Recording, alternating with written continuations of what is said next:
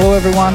This is Butrint. Here is my guest today, Matt. Matt Diamante is well known from in the SEO industry. Everybody knows him, and we follow him. Everybody who likes to learn follows him. He's known for a super nice guy, and also for us, it's super nice guy for us as well. So he has a book that we will read in the future. We haven't read it yet, but we catch some phrases from time to time. And so, Matt, we're very happy to have you. Perhaps our face impression cannot show that too much, but that's the truth. So once again, welcome in our small show. Thank you so much for having me. That's great. You got to read the book, though. I mean, you know SEO, so it's probably a lot of stuff that you know, but it's yeah, give it a read. Yeah, definitely we will, because it's our to-do list, but it takes a little bit of time for the book to come here, but definitely we will. True. We will read it. So if we go a little bit dive into your expertise, I know you started from heating and this kind of education services from your school, then going back to your a little bit of was bass and drum that nobody talks about it, and then you jumped into SEO. So in small words, we heard a little bit of this in different podcasts as well, but very short. Yeah. How do you think the journey from the beginning of this stage? So from the very start, like when I was in high school, I really didn't know what I wanted to do after high school. And I think it was like April or May or something, and they were like, you need to decide, like my parents were like, you need to decide what you're doing. Like, are you doing an extra year of high school, which is allowed here? Or are you going to go to college? Like, you should go to college for heating and cooling. Like, we have a friend who does that. They make really good money. They're always busy, all this stuff. And I was like, okay, I'll do that. I like that kind of stuff. So I did that for a year, and I didn't hate it, but I realized, like, at the beginning of the second year, like the first day, I was like, I don't want to do this for the rest of my life, right? I want more inconsistency, if that makes any sense. You had too much creativity to kill in a hidden services. So yeah, and like you can be creative in that industry as well, but it's, for me, I was like, I don't like that there's a cap of I'm gonna make this much money this year, next year, maybe a little bit more, and then, you know, the most I'll ever make in a year is X amount of dollars. And I was like, I would rather make no money, and maybe next year I'll make $1 million, or maybe I'll make 10,000. I don't know. So I wanted a little bit more, I don't know, of unpredictability in life, because, you know, in life you want to enjoy the moments. And if you're just like, oh yeah, it's predictable, I know it's going to happen, I know, you know, the next thing. For me, I was like, I don't want that. So I dropped out of school. I was in a band, and I was like, I'm going to give this a go for a year. And I played bass and I sang in the band, and it was a really great year. You know, we played a lot of shows. We even went door to door selling our CD. I wish I had one on me. My parents have like a box of them somewhere at their house. But we were going door to door selling these things, playing shows. Trying to be creative in getting people out to shows, getting people to follow us on social media, all this kind of stuff. And towards the end of that year, my parents were like, listen, you got to go back to college. We're going to pay for you to go back. And so I was like, okay, fine. I'm going to choose something that will help me with the band. And I chose advertising. And I was like literally looking through like a booklet, and I was like, oh, this is like, I think it was like the first one, or like it was like accounting and then advertising. I was like, yeah, I'm not going to do accounting, but advertising sounds good. So I did that program. About halfway through, the band fizzled out, and I really started falling more in love with like the SEO side of things. And from there, I was doing SEO, I was doing social media. It was crazy. Not a linear journey at all. Not just doing it, but killing it. In SEO industry, it's very hard to do what you have achieved, because we have these similarities that we can just not create any kind of videos. But I think you broke the cycle by creating, like, I know your first video was in a from getting out of the toilet. Yeah. Yeah, that was very, very interesting for the start. And then one of those I also saw that was in a wedding. that Yeah. you try to do a video, but in the same time you're maintaining the this kind of the groom and the everybody else, not trying to steal the show. It's also Yeah. crucial because. Oh, 100%. But okay, so if we because we are in the age of SEO, and not only that, but we are in the age of AI as well. So what is SEO dead at this stage? Because we have seen this in couple of 100 years, and now everybody say SEO is dead and AI is taking over. So what's your intake in SEO and AI? I think that one, AI needs somewhere to grab information, right? It's been trained on content from the last, I don't know, however many years, but it needs new content and more relevant stuff. So I think SEO is more important than ever to be doing, especially because AI will recommend your business to people who are looking for your service, but they might not know exactly what they're looking for. So if you can post content relating to, if you can post content helping people solve problems, AI can pick that stuff up. They can use you they can use you to recommend your services, all that kind of stuff. So SEO is very, very, very important, especially in the age of AI. So but the cool thing is, what's that? Definitely not dead. No, I think it's like the last 25 years was like the infancy of SEO. And I think now we're getting into, the teenage years, we'll call it, of SEO, where it's a little bit more unpredictable, but it's very important. Yeah. Okay. But if we try to do reverse engineering, so to give some crucial tips for those that want to rank in LMS like that, what would be the best reverse engineer that you have done as well? So to end up in LMS. Yeah, so what we're still doing now is we're looking at who's ranking, who's being referenced, all this kind of stuff. And we're really taking a deep dive at the content. We're looking at who's referencing that content, so the backlinks that they have. Are they posting on social media? Like, what are they doing? And we're trying to do the exact same, but a little bit better. So that's one thing that we've been doing actually for the last several years. That's really been working. But now I think it's moving more towards like, how can you demonstrate your expertise? How can you show LLMs that like, yes, I'm an expert, a topic expert, or what is that, matter expert? I'm an expert in this topic.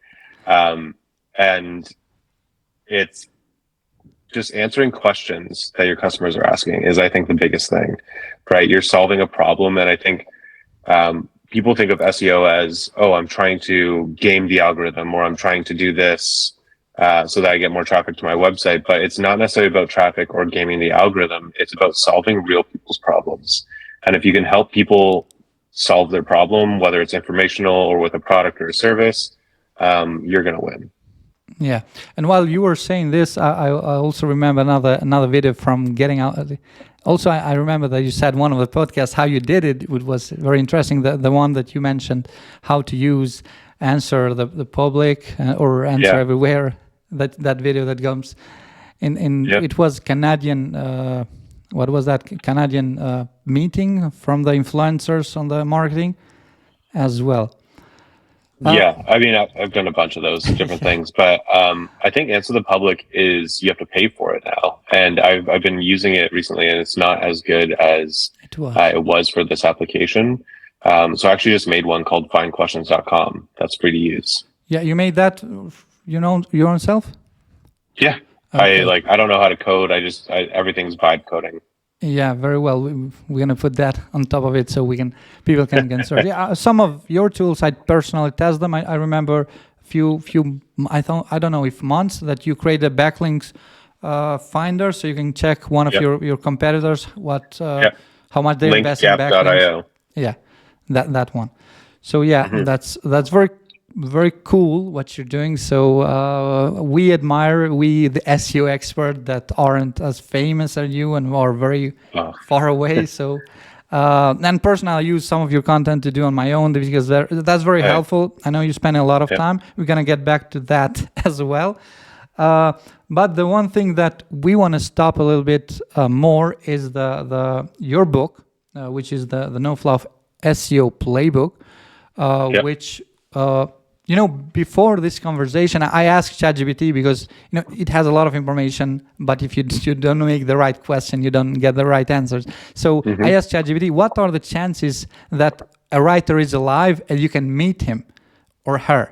And it says that you have chance of 0.2% chance to actually meet a writer. So this is one of the reasons I'm very grateful for this podcast. Yeah. So going back to your book as a writer, so why and how did you end up with this kind of idea at first place, and then what make you finish it? Yeah. So this book right here that I'm holding up, in case anybody's listening, I wrote the book. It came out of kind of necessity. I had a course that was free called Understanding SEO, and to tell you all the basics of like, here's a title tag, here's a meta description, here's alt text, all this kind of stuff. And I had over 30,000 people take that course. And I was like, okay, well, obviously people want this information, but people learn in different ways. So I'm like, how can I increase my authority as an SEO person? And I was like, okay, well, I'm already posting on social media. I have a website. The next step I'm like is write a book. So the book originally was called Understanding SEO, and the first draft was like, I think it was like 20 or 30 pages, like not very long at all. And then I was like, no, this could be more. Like, I can add more stuff. I can help more people understand SEO. I simplified the language a lot. And it's basically a manual of like, here's how to do SEO in plain English. We don't talk about like HTML or anything like that. No code. Because like, you don't need to know any code to do SEO. Yeah, that's very interesting. Yeah. I'm looking forward to read it, because if it comes for you, I'm gonna do it anyway. So, yeah, but it has a nice cover, if you ask me. So it has a very eye-catching cover. It's very crucial when creating a book, I would say. And also, I've saw some videos, and you also give it for free from different. You say, if you know where this place, you can come and get it for free. That's also interesting for the sake of social media as well. But for someone that's looking forward to write a book, what's your message? What's your opinion? What's something like an idea to have in mind for those that are writing a book or even thinking of writing a book? Well, I think the biggest thing is like, you have something to share with the world, and you should be sharing that, right? And it's not going to be for everybody, right? Like, my book is very niche. It's SEO. It's, there's some stories in there about people who have done SEO or that I've done SEO for, that have seen really great results, and like what we did, all that kind of stuff. But it's kind of selfish not to write the book. Does that make sense? Like, your book's going to help somebody in some kind of way, or even your content, right? It's almost selfish not to post on social media in the same regard, because if you can help people lead a better life, or either make more money or be more comfortable or whatever it is, or just be entertained, like, it's almost like your responsibility to do that. Yeah, that actually hit me some opinions, because I remember when I shared everything that I know, I was rushing to post on LinkedIn and other social media as well. Not as huge as yours, but at least I share what I know. And some people say, hey, why are you sharing this? It's very secret. People don't know. Keep it for yourself. And still, I just want to share it. So, but I think it's up to people. Some people just want to keep it from themselves because they're afraid that they're going to lose clients, they're going to lose authority and so on. But yeah. Still, I'm very grateful for people like you that want to push everything they have and even go beyond the extra mile to people that are looking forward to search and learn more in kind of this thing. Or these kind of what you do are very useful. Yeah, I think it was it Alex Hormozy who said, like, give away for free what other people charge for. And I really I just give away as much for free as I possibly can, because the SEO industry for the last 25 years or whatever it is has been there's a lot of gatekeeping. It's like, oh, here's my secret formula that nobody else knows, and I'm not going to tell you what I'm doing on your website, but you just have to trust me. And that led way for a lot of people who are not good at SEO, who are spammers, who are scammers, to just make money off of people and saying, oh yeah, trust the process. I'm not going to tell you what I'm doing, but trust me, I'm doing work. And a lot of the times they weren't doing anything. Yeah, that makes sense, because some of them are very good at sales, but they suck at doing SEO. So, but actually make sense for those who are buying this stuff.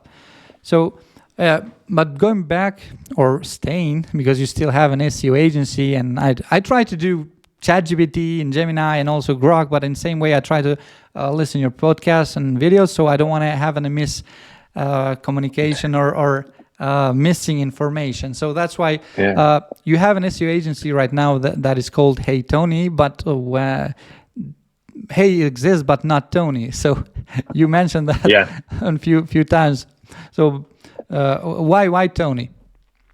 Okay, so years ago, I was living in Toronto and I was walking to lunch, and I overheard these two guys, these big construction guys talking. Like, they're very masculine, like, tough guys, like big arms, like this size.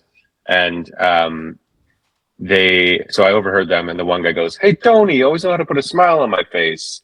And I just thought, what a genuine expression of emotion from somebody you wouldn't expect. And I was like, that's the kind of transparency and feeling I want to have with everybody the business touches, whether that's the team, clients, or strangers on the internet. Let's all just put smiles on each other's faces. So when I was trying to come up with a name for my agency, I was like, I thought back to that moment. I was like, that's the feeling. That's what we're going to call it. Hey, Tony. Very, very interesting and good in the same way. So you started the Hey agency or Hey Tony agency 3 or 4 years ago right now, because if you listen to a podcast and you say 3 years ago, 1 year later, that's 4 years. So, and the agency started in 2018, and it was very different than it is now. But it didn't really become what it is until about 3 years ago, 3.5 years ago at this point. But what was the journey for, if we're looking forward to like building an SEO agency from scratch? What were the mistakes that you have done? I know you mentioned you started with three-man agency, then now you have around 20. So what you learned from the process? Yeah, I mean, the very first employee is going to be the toughest person you've ever hired, because all of a sudden you're going from doing all the work to now you have to trust somebody else to do the work, and it's not going to be the same or necessarily as good as your work, and you have to be okay with that. But the surprising thing is, when you hire somebody, they will often be a lot better than you are at a certain thing. So you can start seeing, okay, well, there are people out there who are better writers than me, who are better at maybe doing keyword research, or better at client communications, or who are better on meetings, or whatever it is. And you can start hiring for those roles.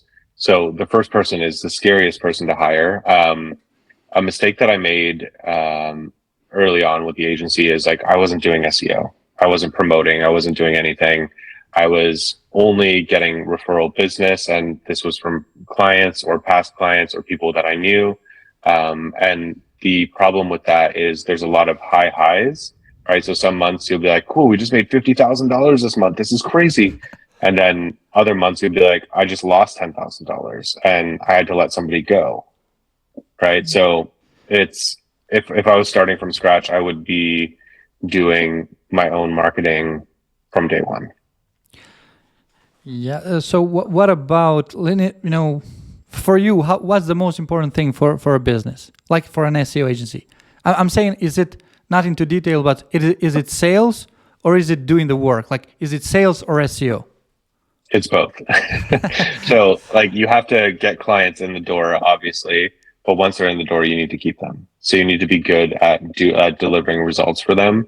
And you also need to have a way for them to find out about you. Yeah, that's also very important. Yeah. Okay, so in this kind of industry that we're in, after you have built an SEO agency and getting few employees, definitely you have to fire someone as well. So how do you feel about that? I mean, in the first stages, when you definitely know that something isn't working, but you have to do it. Yeah, I don't like letting people go. It's like the worst part of the job is, having those conversations with people, especially somebody who has come on board and they're trying their hardest, but they're just not a good fit for the role. And at the end of the day, like my core mission is to help as many small business owners as possible. And if I have somebody on the team who is not doing a good job slash for getting results for clients or anything like that, then it's like, okay, well, that's hurting the core objective. That's hurting the business. If we keep doing that, we're going to lose clients. Nobody's going to want to work with us. We're going to get bad reviews, all that kind of stuff. So yeah, it's the worst thing to do, but it's like you need that for the health of the business. Yeah, definitely. It's the worst part of being a business owner, I would say, but still you need to do that as well. That's part of a business. It hurts, but needs to keep the core going, I would say. Yeah. So what else in regards to letting also businesses go? So I don't want to go deep inside, but Yeah. if you lose a lot of clients in the same months, and then you try to do reverse engineering on that, because I'm a very fan of reverse engineering and everything on life. So and also for SEO agencies, what is the cost, if you talk in general? What is the cost of losing clients? Are the clients not well educated and they wait results in next month, on second month, on third month? Or they just want to speed up the process? Or the SEO agencies are very spammy? You cannot find a difference between which gives you the right results or not? Yeah. So I believe that you should fire clients if they are not a good fit. And there's a lot of reasons why they can be a bad fit. So one, they question every single thing that you do, even though you've already explained it. So you'll write a piece of content or do a page update or create a new page, something like that. And they'll be like, okay, why are we doing this? And you're like, well, we already explained that. You approved everything already. And sometimes they'll be like, well, this isn't what I want. I want actually this now. So if a client, like the first thing I guess what I'm trying to say is like, if a client is very difficult to work with, they don't trust you, they don't, they approve things and then they come back and they change their mind, all that stuff. Like that's a situation where I'm like, we can't actually help you. I don't want to take your money. I don't want to lead you on, all that kind of stuff. So we'll have a conversation with that client and basically let them go. Not on the other hand, another thing would be that we've lost clients, or we've, not lost clients, but fired clients, is they don't take time to do the approvals. They don't look at anything. They don't want to, it's not that they don't want to rank, but they're not taking the time to look at anything. Right. And I'm like, if you're not going to approve stuff, then we can't move forward and you're just paying us for no reason. I don't want that. Right. Because my core mission, my objective is to help as many small businesses as possible. And sometimes they don't let you help them. Right. And the third one is like, if people don't pay their bill, then we let them go. Right? I'm not working for free. Definitely. No money, no work.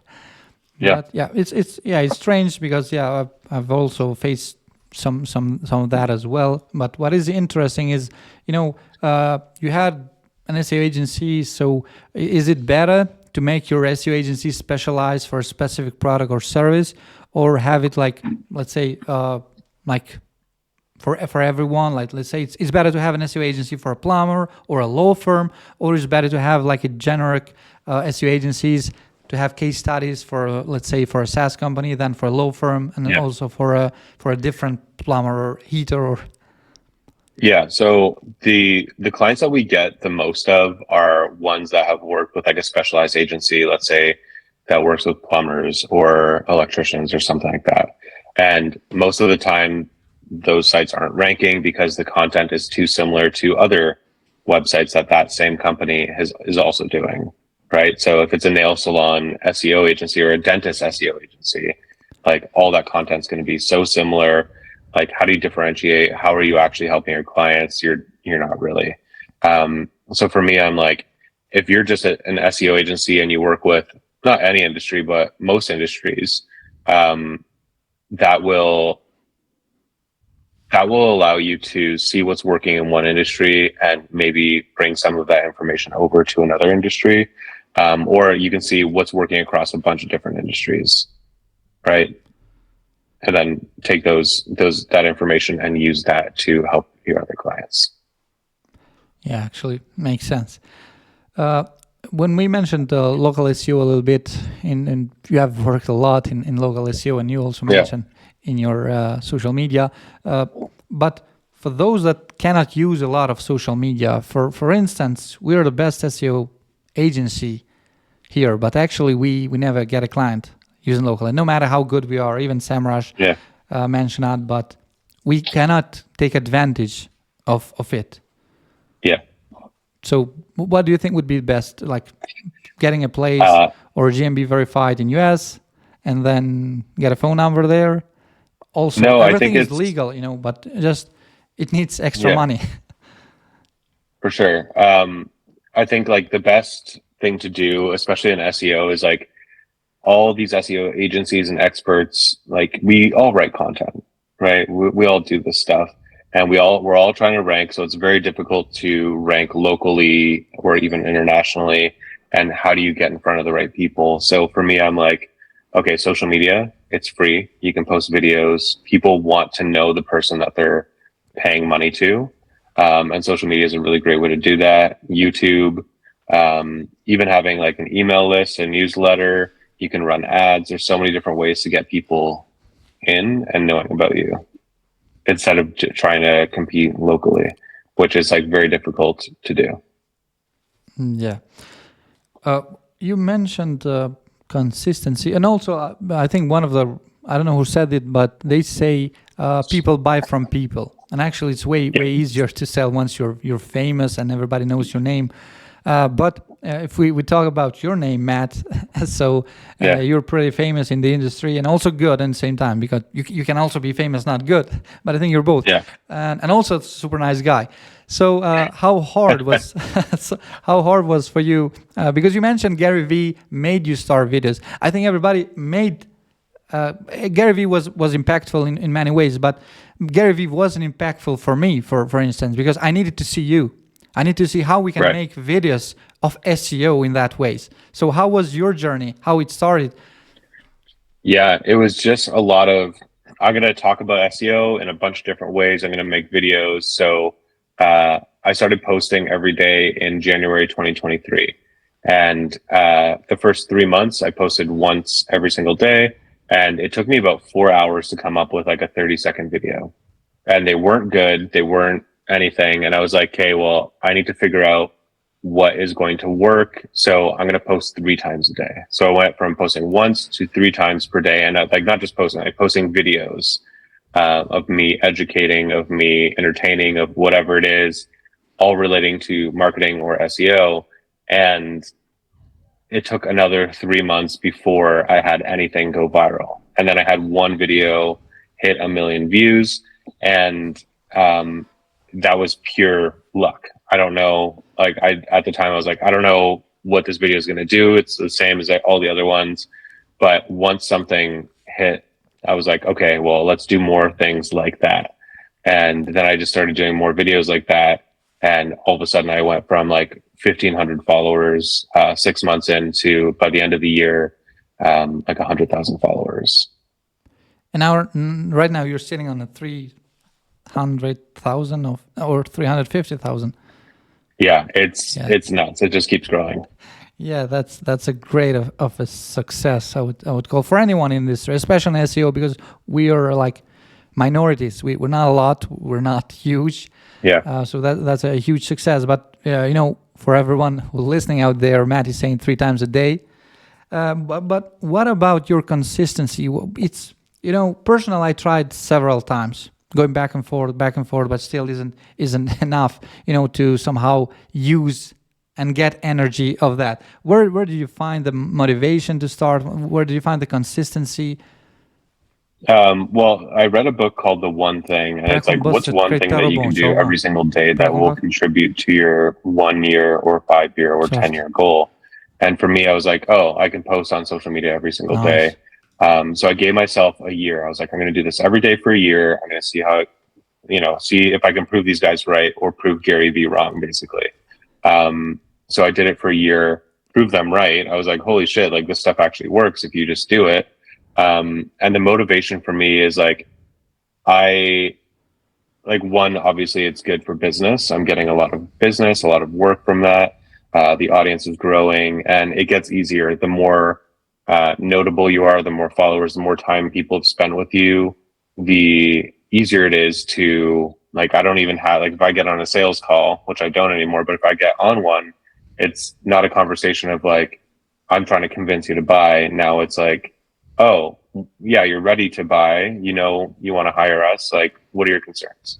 Right. And then we just have more of a conversation rather than, you know, a sales call. So yeah, my motivation is really like, if I can wake up every morning and do one thing and nothing else for the entire day, that's going to be posting a video on social media. Yeah, definitely. It's free and everybody should do it, right? But Yeah. it's still hard in the same way. You can do it once, 7 videos per week. Then the next week you don't feel like, you get sick. You might have a leads and then you get stopped. You have a something. It's easy to get a reason not to do it. But I think you're the thing is like works.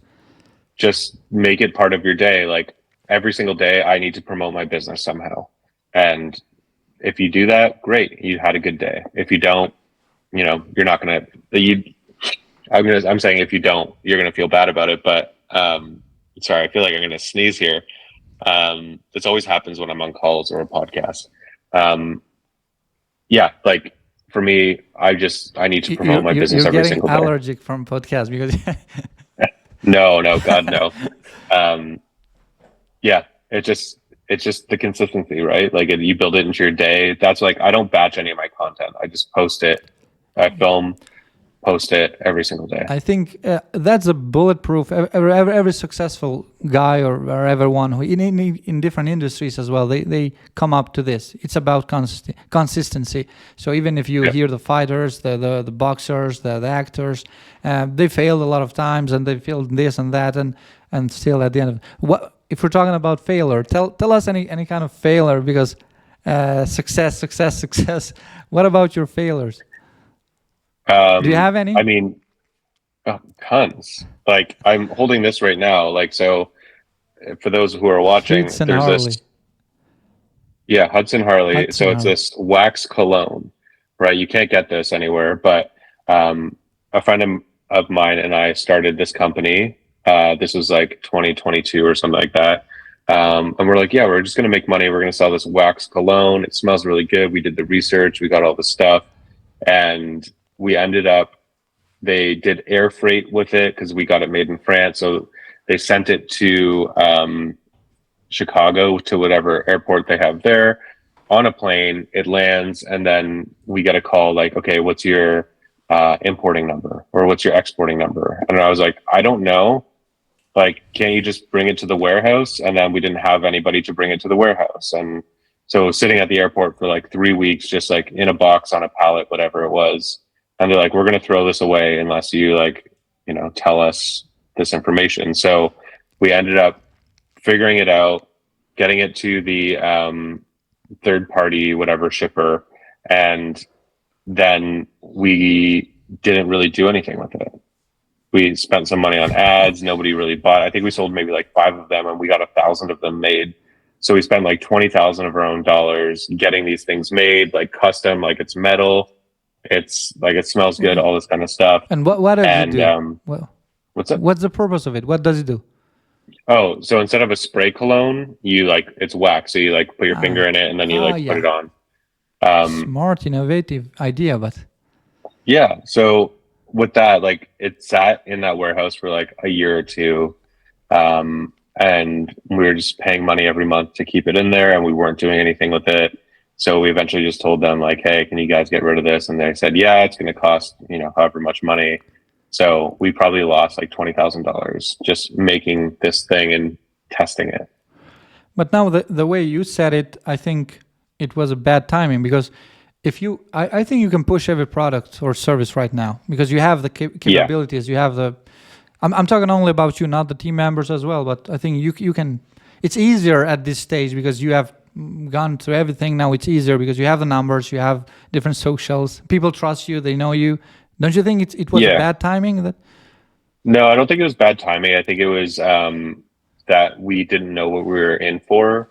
And like we didn't know about pricing, and we didn't know about margins, and we didn't know that if we got it sent on a boat, it would have cost $5,000 less, right? But we would have had it in like 2 months instead of 3 weeks. Yeah. You use the airplane. Yeah, that makes sense. Yeah, so it's like all this stuff where, like, yeah, it would be easier now for me to do things because I know I can post on social media, I can do influencer campaigns, I can, do SEO, I can do all this stuff. But at the time, it just wasn't, it didn't make sense. And like we were both, my friend and I, busy running an agency or running agencies. And we just kind of didn't have time to do it. Okay, thanks for sharing that with us. Okay, let's try to go back a little bit on SEO as well. Yeah.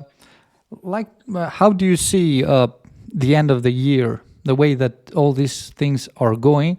Or even to stay a little bit more consistent with my question, you mentioned that you're already creating tools. What do you think about everybody else who has the capabilities to create tools without knowing how to code? Is this helping? Is this hurting the industry? And what do you think about the Claude and the Codex and this kind of industry? I think it's really great because like even a year ago, it would have cost me $20,000-$30,000 to get any of these things made, and it would have taken months, if not like 6 months to a year. And now I can do it in like an afternoon, and I can fix it and iterate and get it to be exactly what I want. And I think that the businesses not using Claude Code and not vibe coding stuff and not trying to make better systems will ultimately have lower profit margins, probably lose business to people who can charge less because now they have AI doing all this stuff. And they're just going to get left behind in, I would say, most cases. I think it's a good thing that a lot of people, or the people who are using it, are creating these tools for people to use that simplify things, that make it quicker, anything like that. I think it's a good thing. Yeah. Definitely, it's making us feel like magicians. So personally, I do the same, but like not 2 or 3 years, but 4 months ago, I wasn't able to do something similar. Yeah.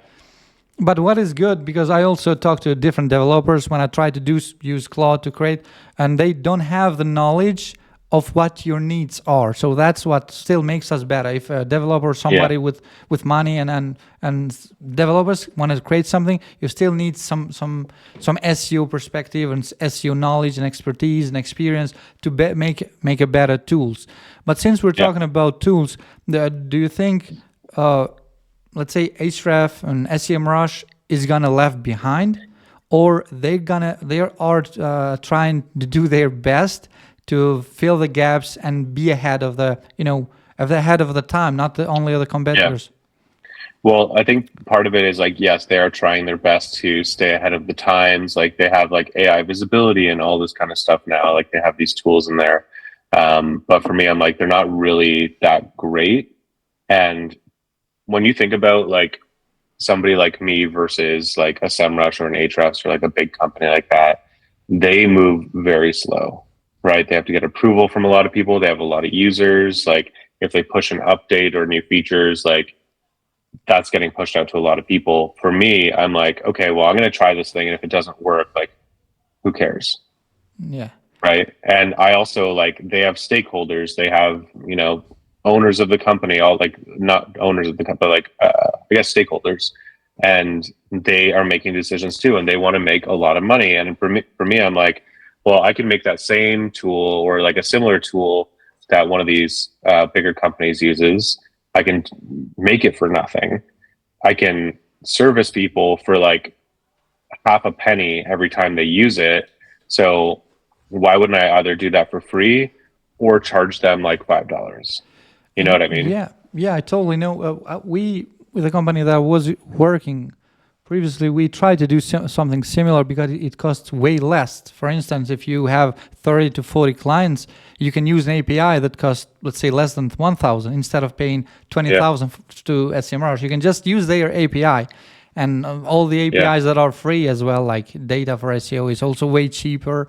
Or you can use API of Ahrefs now, cost to the first batch was $129 as well. So that's I think that might be very useful in many ways. If you have your own bot, you can just plug in and get a lot of data, use it back and forth. That's very interesting for us as well, and also in order to share with your clients and so on. But if you have to pick, like the strategy of tools that you suggest to someone that is doing SEO, which tools would you suggest to use them? To rank small for business, those keywords. A small business using these tools? Yeah, small business or few people or one SEO expert alone. That can handle, not a lot. So, sorry, are you talking about SEO experts, or are you talking specifically about like a business owner trying to do their own SEO? No, not like a small business SEO agency that they do have clients, or small SEO expert that want to improve the presence of their client and similar. Honestly, like the best thing to do, like for me, because I made findquestions.com, use that one. You can find questions that people are asking about your clients. It's free to use, all that kind of stuff. And then you could use ChatGPT or Claude to like help you write the content. Like there's a bunch of prompts that I use all the time that I talk about. And then for the backlink stuff, you can do linkgap.io. That's another one that I made that you put in 2 websites and it shows you all the backlinks that your competitor has that you don't. Also, that one's free to use. And then there's one called linkseeker.io, and that just, you type in your industry and it finds, or not internal linking, guest post opportunities for you. Yeah. Okay, thanks. Thanks for that. Okay, we're approaching to the end of this episode. So before we let you go, what's the message or the one last message for the SEO expert? Because I know every content every piece of content, everything you do is for the SEO expert who want to learn and also implement from themselves. So we're very grateful and very thankful for that. So what's your final message? If you're consistent and persistent and you have time and you give things time, you will outlast everybody else in the industry who is in it for a quick buck or is trying to game the system. And yeah, you need a long-term thought process. What was that? Like stay short enough, long enough, soon enough, you'll be big enough. Long enough. Yeah. That's something 100%. like that. Yeah, that actually makes sense. Okay, Matt, we're very grateful to have had you in this conversation. Like very technical, and thank you for your experience that you shared. We'll definitely would love to have you, any kind of friends in SEO that you have.